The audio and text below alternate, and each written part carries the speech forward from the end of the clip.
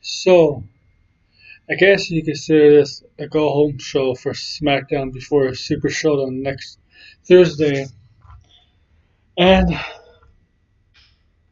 the ending, whatever you make of it. Some people don't like that ending. Where like ending, I thought the ending made sense, but I'll get to that later.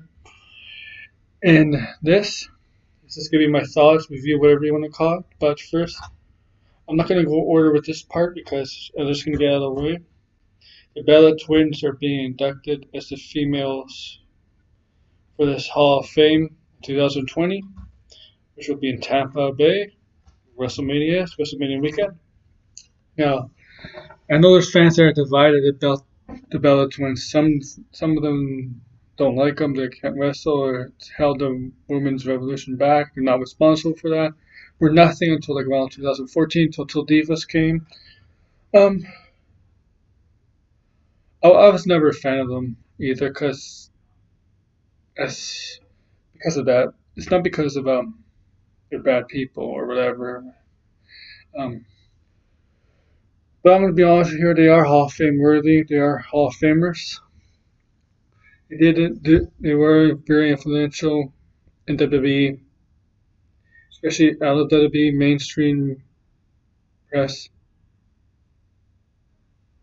like in Total Divas, Dancing with the Stars, Nikki Bella's on Dancing with the Stars, reviewing because they have their own clothing line or something like that.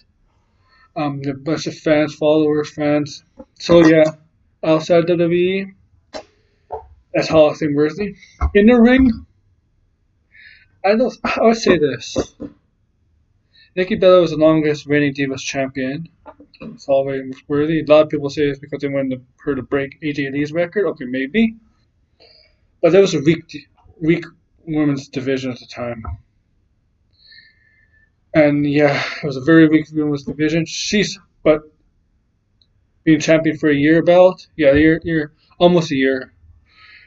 It was over 300 days. She won it in November of, I think it was November of 2014 and held it to September 2015 because of her neck, right? She had neck problems doing her finishing move, the rack attack. Okay. She's Hall of Fame worthy, but I don't think Brie Bella didn't do anything special in the ring. She's not Hall of Fame worthy if you look at her wrestling wise. But outside the ring, Hall of Fame worthy. So congrats to them. Doesn't matter.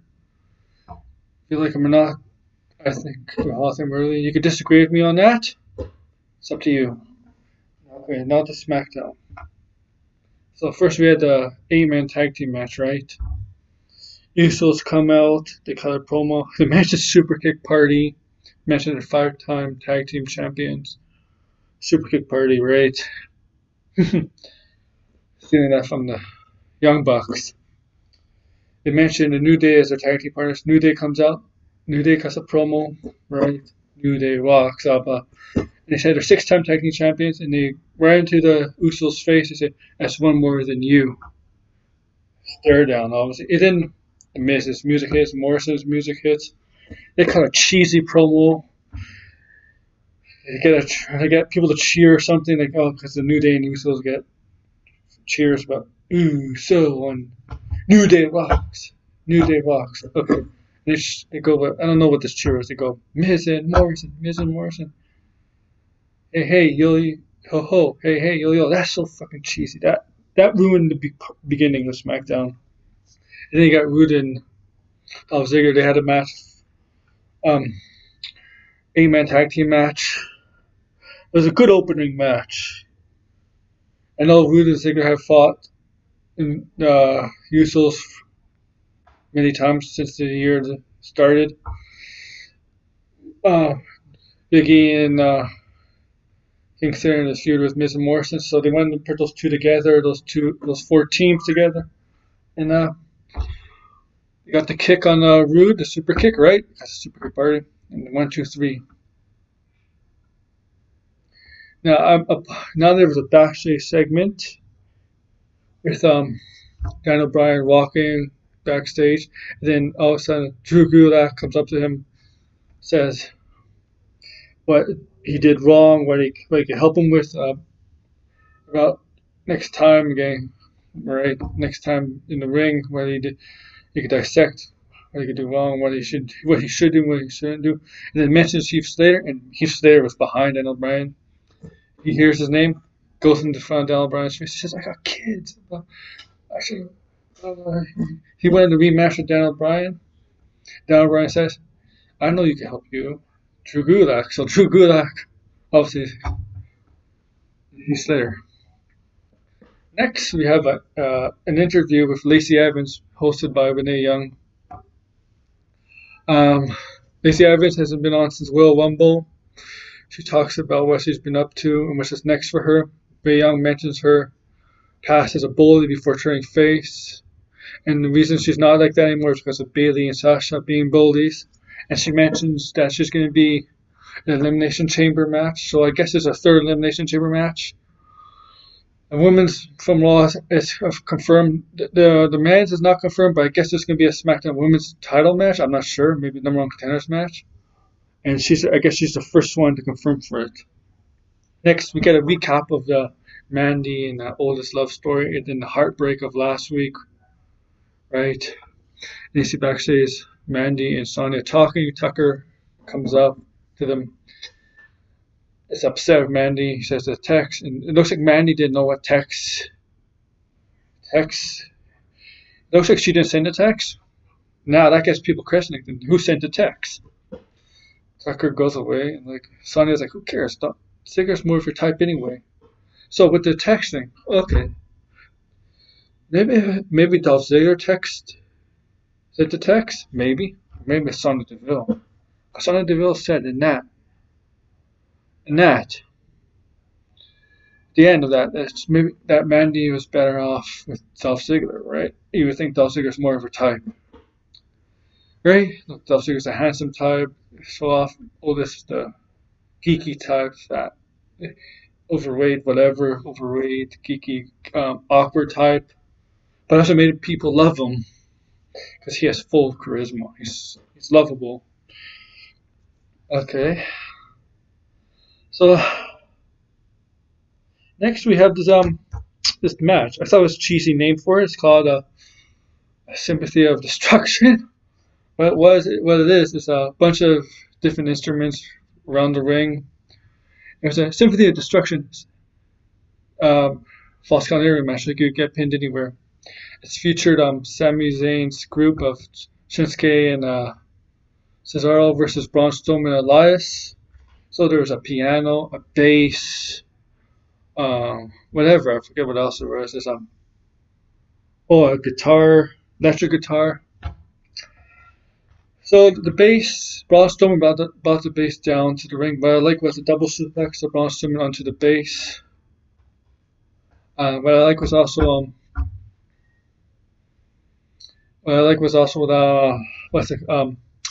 Cesaro's on the table. I like the elbow drop by Elias to the table. What finished the match was Braun Strowman had Shinsuke Nakamura on the announce table, and the pianos went near the announce table, and all he did was power slam him onto the piano. The piano bent, but didn't break, and that's a 1, 2, 3. So Braun Strowman and Elias won that match, the battle, the Sympathy of Destruction match. I thought it was a cheesy name, but it was actually a pretty good match. Also, we have a Baron Corbin backstage interview talking about this match was going to do with Roman Reigns at Super Showdown, and he says you're going to have his posters all over stadiums, stuff like that. Very arrogant, very cocky. Yes, definitely has go away. Nobody wants to see him in this anymore. People want to see this feud end. It's been going on for 3 months since Survivor Series, since after they teamed up at Survivor Series. And so December, January, and February. Now it's going to end hopefully the end of Super Showdown this Thursday.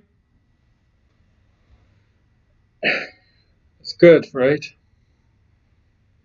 What else is there? Then we have the Daniel Bryan. Then we have the Nikki Bella, Brie Bella Hall of Fame introduction on a Moment of Bliss. The reason Nikki Cross wasn't there because she's sick. If you don't know, Killian Dane is her husband, and he's on Twitch. Nikki's with Dio Madden, Mansoor. Dio Madden has a Twitch channel. to check him out, and he was on there last night saying that his wife is sick and his wife is Nikki Cross. That's why she was taking off the moment of this segment. As I talked about the Bellas getting inducted, that's the only reason they're there. Was announced their induction to the Hall of Fame for this year. And as that was done, Daniel Bryan comes out with his and Bree's daughter, Birdie. He hands her to Bree. Daniel Bryan goes under the ring. Drew Gulak and Heath Slater. Slater comes up. Drew Gulak's at the announce table. Drew Gulak talks about right, and Heath Slater's on the turnbuckle, and Drew Gulak's like, no, don't do that. He was giving tips and what Heath Slater should do. He missed it.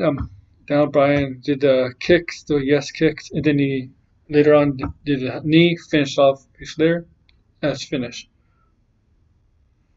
You see backstage segment back to Mandy Rose checking her phone. Dolph Ziggler comes up. He asks Dolph Ziggler what she's doing. She's waiting for her ride. I'm like, that's your wife's son. Well, that's so stupid. And Dolph Ziggler is like, oh well, I'll give you a ride, right? And she's like, okay. So they go out the door, but behind everything, you see Otis pop out, and you can see still heartbreak on his face. Tucker said earlier, I think I forgot to mention it. He said earlier that Otis was still at the hotel. Like, apparently not. He was there, seeing, hearing, Mandy accepting the ride with Dolph Ziggler. Then you see Sheamus in the dark, talking about exterminating Apollo Crews and Chad Gable, or Shorty G. Sorry. Last week, and yeah, he's going to go into bigger prey, exterminating everybody. And what it means by that he's announcing that he's going to enter the Elimination Chamber. So I guess this is the men's Elimination Chamber match on SmackDown's side to determine the number one contender for the Universal title at WrestleMania. So officially, Sheamus is the first on the men's side. And so, okay, next we have the number one contenders match for the SmackDown Women's Championship at Super Showdown. Bayley defend her title against either Carmella or Naomi. This match was off. They were not connecting very well. Naomi is very athletic, but she's hit and miss with her moves. Carmella, on the other hand, she's not bad in the ring, but I don't know. There was something not connecting in this match. Bayley was at the announce table. She gets kicked out by the referee. She didn't even touch anybody, right? But yeah, she didn't touch anybody. The match continued for another 5 to 10 minutes. I don't know, something looked wrong with Carmella, whatever. Something was not right with Carmella as the match went on.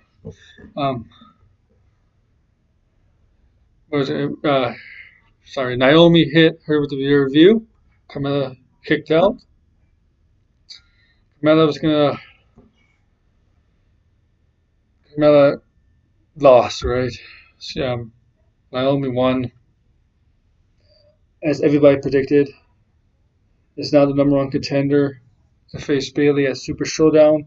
Remember, Bayley has never been Naomi on a 1-1 match, so I think Bayley's going to win a Super Showdown. That's not the moment for Naomi to win the SmackDown Championship.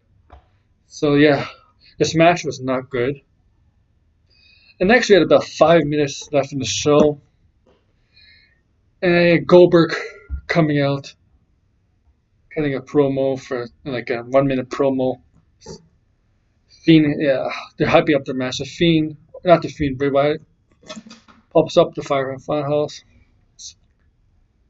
Talks about Goldberg and all his puppets. Say Bill Goldberg and Ramsey Webster. He's a fan of Goldberg, whatever. The lights turn out, Goldberg's like, "You're right behind me," and the Fiend is right behind him. Doesn't attack him like he usually does. When it happens, the Fiend will attack, right? Goldberg spears him. Yeah, I know some people are like, "Really? That shouldn't happen. The Fiend shouldn't take the spear. Should get up right away." But you have to understand, this is Goldberg. He's a different animal, right? His spear is like 10 times as much as a Roman Reigns. I'm sorry, 10 times as much as Roman Reigns. And you got to make this match look powerful. You got to make Goldberg look strong in this situation. So the Fiend is in the turnbuckle. So going to get up. Goldberg's ready to spear him. The lights turn out.